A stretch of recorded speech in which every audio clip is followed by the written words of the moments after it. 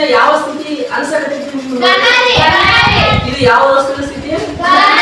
ಯಾಕೆ ಘನ ಅನ್ಸಕತ್ತೈತಿ ನಿಮ್ಗೆ? ಒಬ್ರು ಹೇಳಿ.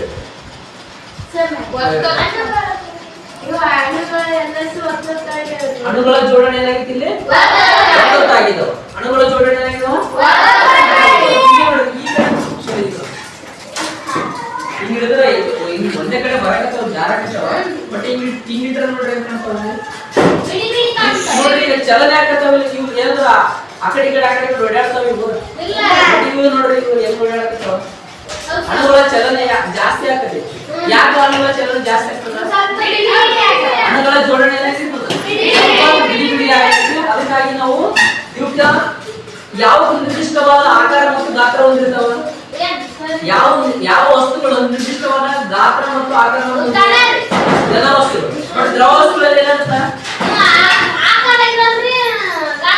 ಗಾತ್ರ ಇರ್ತದೆ. ಆಕಾರ ಯಾಕಿರಲ್ಲ?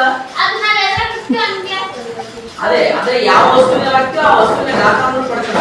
ಯಾಕೆ ಪಡ್ಕೊಂತದ?